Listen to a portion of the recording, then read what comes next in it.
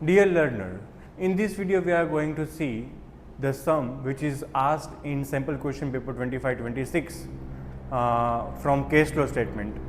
Here the data is given, question number 34, extract of the balance sheet of Messrs Agrawal Limited as on 31st March 2024 and 31st March 2025 along with the additional information are given below to you. You are required to calculate the operating profit before changes in working capital. आपको सिर्फ इतना ही करना है कि operating profit find करके देना है before changes in working capital and cash flow statement, cash flow from financing activity, आपको इतना करके देना है.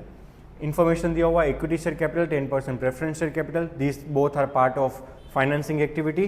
Profit and loss credit balance दिया हुआ है 12% debenture again financing activity, bank overdraft and outstanding interest on debenture.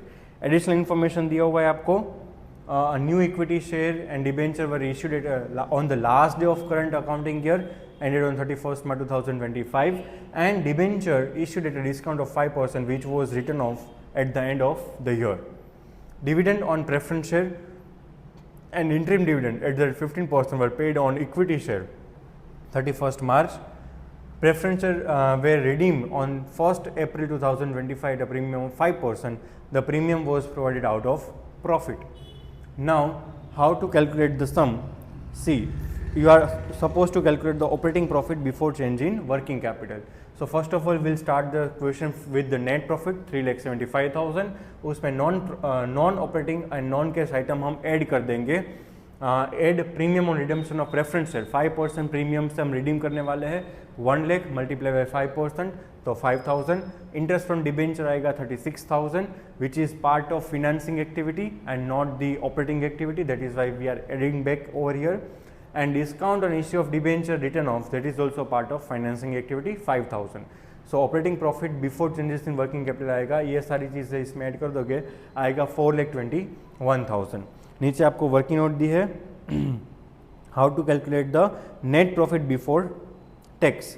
Profit and loss के balance दी है 8 लाख, उसमें से प्रॉफिट एंड लॉस की लास्ट ईयर की बैलेंस 6 लाख माइनस कर दोगे, डिफरेंस आएगा 2 लाख रुपीज़. उसमें हमें ऐड करना है dividend which is part of financing activity and interim dividend which is part of financing activity, that is 10% of 4 lakh. यहाँ पे प्रेफरेंस दिए हुए हैं 10% ऑफ के 4 लाख के 10% यानी कि 40,000 एंड इंटरिम डिविडेंड दिया है 15% ऑफ 9 लाख.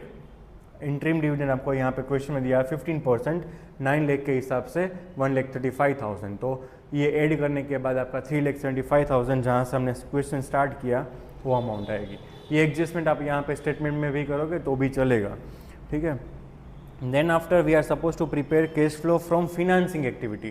तो हमें proceeding from issue of equity share में से हमें मिले 3 लाख रुपये, राइट. इक्विटी शेयर में से हमें मिले 3 लाख रुपये. यहाँ पे आपको डिफरेंस दिख रहा होगा. 9 लाख ओपनिंग बैलेंस था, क्लोजिंग बैलेंस 3 लाख इशू किए. Redemption of preference share 1 lakh plus 5,000 का प्रीमियम भी देना है 1,05,000. Proceeding from the issue of debenture, यहाँ पे कितना कैश आया कितना कैश गया वही रिकॉर्ड होगा. प्रीमियम पे किया तो वो भी यहाँ पे दिखाना है, माइनस करना है.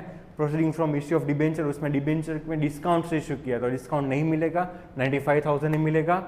Increase in bank overdraft, bank overdraft आप यहाँ पे देख सकते हो 1 लाख माइनस 75,000 तो 25,000 हम 75 माइनस 1 लाख यानी कि 25,000 इंक्रीज हुआ है तो प्लस करेंगे क्योंकि cash balance bank balance increase होगी.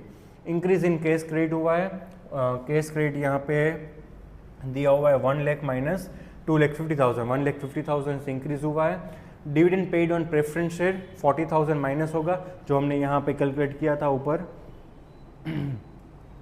यहाँ पे 40,000 एंड 1,35,000 दोनों माइनस होगा नीचे 4 lakh and 1,35,000. And interest on debenture 36 minus 3 33,000. सो ऐसे आपका net cash flow from financing activity 2,57,000 आ जाएगा. दोनों ए एंड बी दोनों के 3 मार्क्स हो गए, 2 आपको पूछे गए हैं. एक operating profit before changes in working capital पूछा है and cash flow statement for financing activity, दोनों के 3-3 मार्क होते हैं. 6 मार्क करके आपको ये क्वेश्चन पूछा गया. Thank you.